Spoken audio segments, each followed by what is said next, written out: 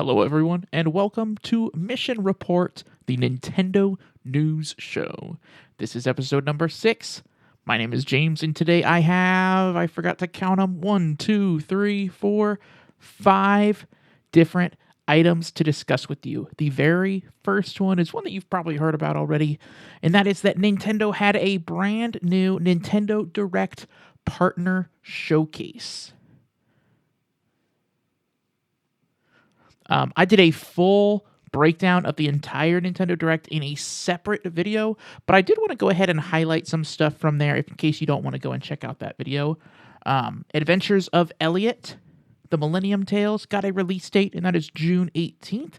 Final Fantasy VII Rebirth has been announced for Nintendo Switch 2. That is coming June 3rd.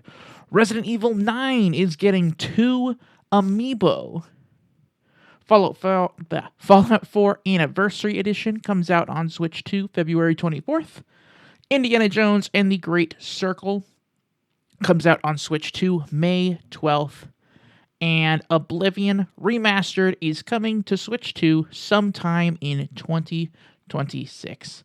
And overall, I thought that this showing was I thought it was a pretty good showing of games, probably much more exciting for people who only play on a Nintendo Switch. But it's exciting to see what is coming the rest of the year. Number 2, Mario Tennis Fever reviews are in, and it's currently sitting at a 77 on Metacritic, which is a little bit better than Mario Tennis Aces, which was the Switch 1 tennis game from, I should have looked it up, probably like 2018. That one had a 75 on Metacritic. And so I think it's reasonable to assume here that if you liked Mario Tennis Aces, then you should like Mario Tennis Fever about the same amount. And if you didn't care for Mario Tennis Aces, you're probably better off not checking out Mario Tennis Fever. Personally, I don't think I'm going to be getting Mario Tennis Fever right away. I would like to get it eventually, but at this moment, I'm just not really looking for that. Anyway, let's move on. Number 3, Metroid Prime 4 has actually passed over 1 million sold. So there was news going around that said that Metroid Prime 4 was not doing well because it hadn't sold over 1 million, but Nintendo tracked the sales for the Switch 1 and the Switch 2 version separately. And so this new report comes from GoNintendo.com, and quoting directly from their article, they said, "It's been confirmed that Metroid Prime 4 has indeed reached 1+ million sold when you combine both platforms, and it did so by the end of Q3, which came December 31st." End quote. So that's significant to me because the game came out December 4th, which means that it had about 26 days to reach over 1 million sold.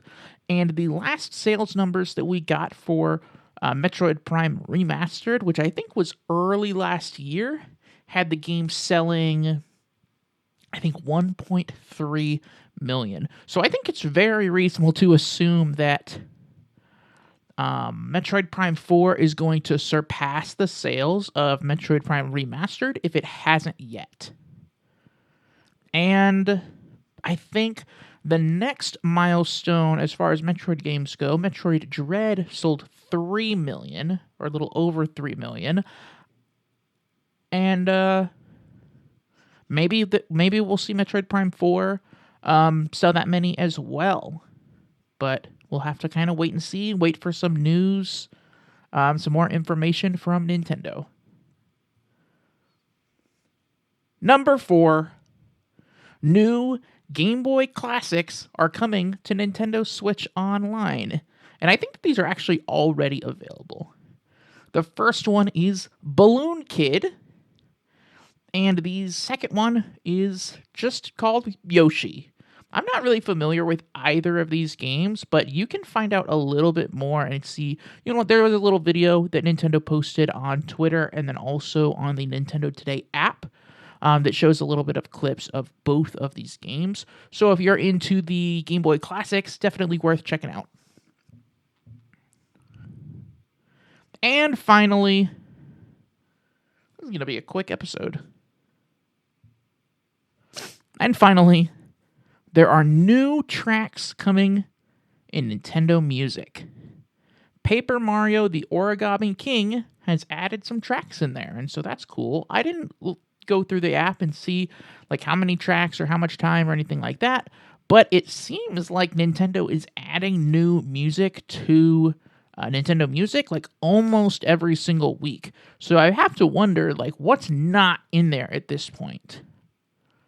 So I guess we'll wait and see. And there will probably be more stuff going in there next week. Anyway, guys, I think that's all that I have for today. Yeah, quick little episode here. In the comment section, please let me know what you think of these items I've discussed. And as always, let me know if there is anything that you feel like I should have talked about but didn't. I guess part of the reason this episode was so short is because our big news item, which would have been the Nintendo Direct, was mostly featured in that other video that I mentioned earlier. But yeah, as always, thank you for watching, and I will see you next mission.